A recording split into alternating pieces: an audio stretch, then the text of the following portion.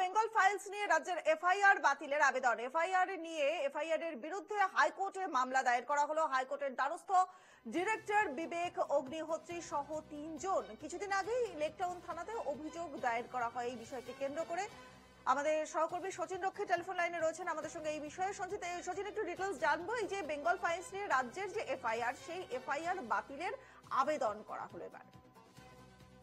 দেখো, এই বেঙ্গল ফাইলস বলে যে সিনেমাটি রয়েছে, সেই সিনেমাটির যে বিরুদ্ধে একটি মামলা দায়ের করা হয়েছিল বা একটি এফআইআর দায়ের করা হয়েছিল বলা ভালো, লেকটাউন থানায়।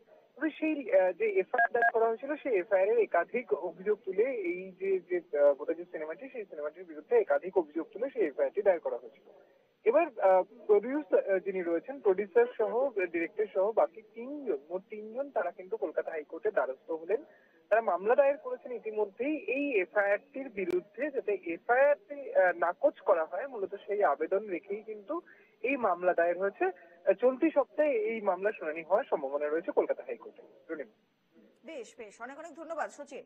অর্থাৎ বুঝতেই পারছেন, বেঙ্গল ফাইলস এই ফিল্মটা নিয়ে রাজ্যের যে এফআইআর, সেই এফআইআর বাতিলের আবেদন করা হলো। কিছুদিন আগেই লেকটাউন থানাতে অভিযোগ দায়ের করা হয়েছিল। বেঙ্গল ফাইলস নিয়ে রাজ্যের এফআইআর এবার বাতিলের আবেদন জানানো হলো।